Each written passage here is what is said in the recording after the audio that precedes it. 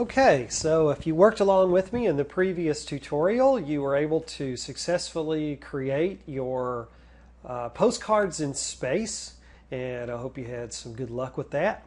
We're going to now apply these techniques to our balloon that we created before. Here's a little animation that we did that we're going to do today for the balloon.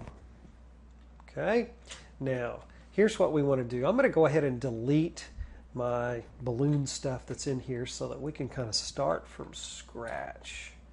Let's see here. Delete that one too.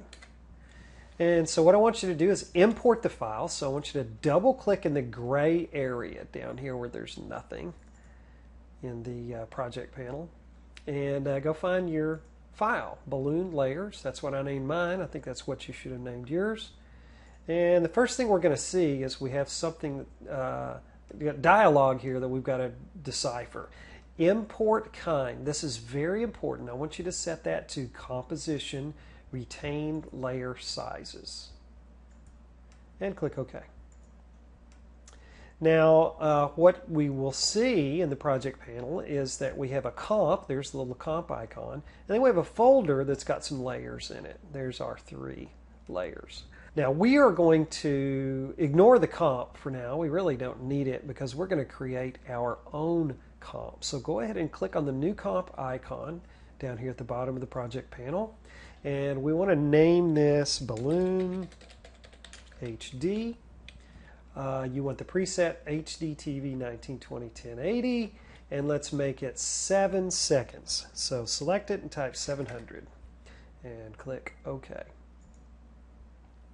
Now we need to add our layers to this comp. Now I do want to show you something here real quick. If we go and look at these layers, notice this. We have small layers. 1600 by 679. Do you remember what size HD is? 1920 by 1080, right? So we got a little problem here going. It's my fault. I chose an image that's really kind of too small, but we're going to fake it today. So let's look at our 3 layers that we have here. We've got our balloon, we've got one that is the background with the balloon, and then we've got one that is the background only. Okay, well, we want the background only, and we want the balloon. We want both of those guys, but we don't want the one with both of them. Okay, remember, we're separating these so that we can create a little 3-dimensional postcards in space kind of a look here for this.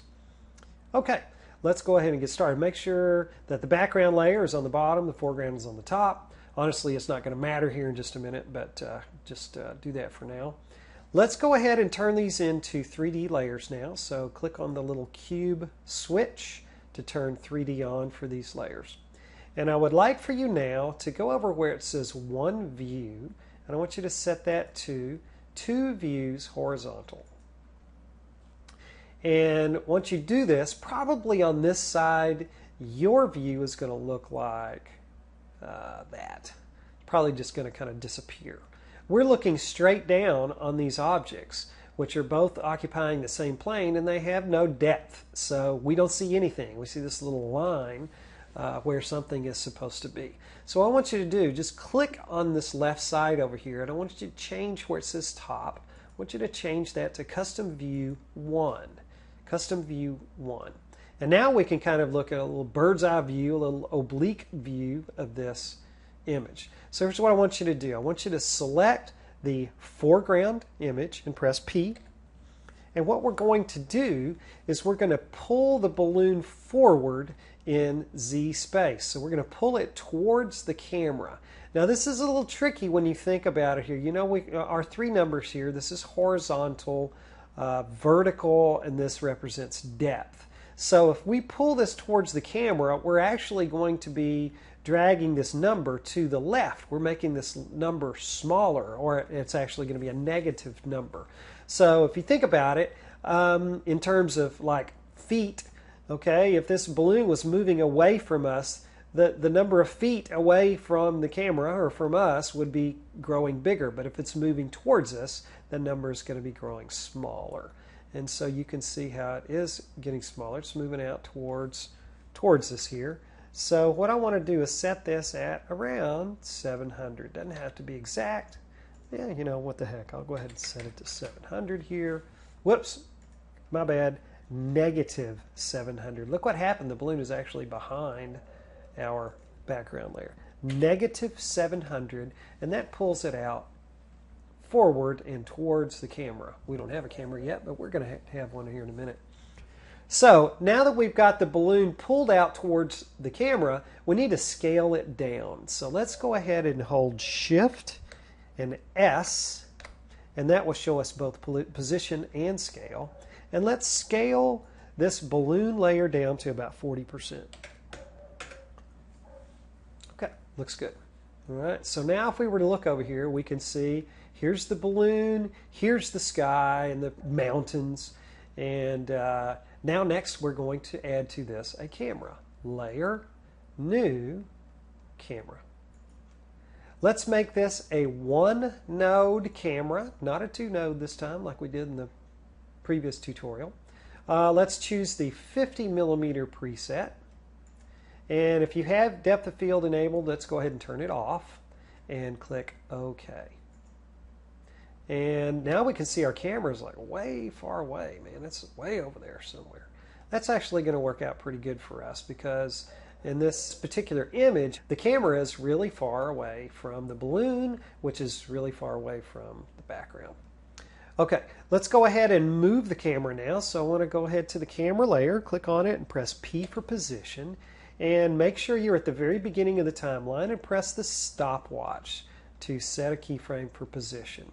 And now we're just going to dolly the camera in. So just move the camera in until the black space goes away.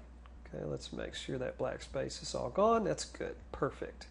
All right, looking good so far. Let's move to 5 seconds on the timeline. So I'm just going to come over here and type in 500. Puts me right on the 5-second mark here. And now I'm going to dolly the camera in even further. And I think while I'm here, I'm going to go ahead and pedestal the camera down a little bit so we can see the bottom of the balloon. And there is our animation. Just kind of do a little push in there, like so.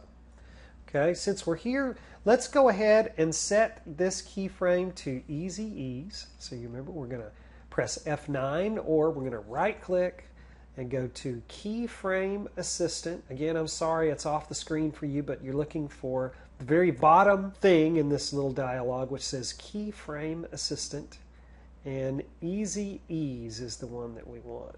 Gosh, you can't see that either, can you? Easy Ease. Okay, so that's going to slow the camera down to a stop. And you can see over here on this side, let me move this in a little bit, and you'll see the camera move in. So this should sort of give you some idea of how this postcards in space thing works, how this whole depth thing works. We've got our background layer, we've pulled our foreground layer forward, and even further out is our camera. And so let's look at it. Yeah, that's great. Now, let's go ahead and set this back to only one view, and we'll look at it a little bigger. See if we can kind of maximize our space here. It looks like I'm going to have to do what I can. I don't have much screen area to work with when I do these tutorials for you. Okay, so we're just going to push in on this. Now you're welcome to play around with this a little bit. In my little demo version of this, I had the camera actually pulling back rather than pushing in, and the balloon was floating by and so forth. So you can have some fun with this and do what you want with it. I want you to go ahead and save this file and make sure that you understand how to do it. You can come back to it if you'd like to. I do want to point out to you that I have a little cube over here that I would like for you to attempt to create. And if you turn this in to me, I'll give you extra credit. Okay? So if you bombed a test or whatever and you feel like you need a little extra credit, do this. I don't want you to send me mine, okay? If it looks like this, I'm not going to give you any credit. But if you do something with this, make it color, make it put pictures on each of these sides of the cube or something. Maybe you want to do something even more cool, like a geodesic dome or something like that. I'm going to leave it to you to figure out how to do it, okay? But we've got some 6 sides to the cube here. We've got something called a controller that's actually controlling the motion of this cube, and we've got a couple of lights. So if you need a little extra credit, there you go. All right, good luck, have fun, and let me know if you got any questions.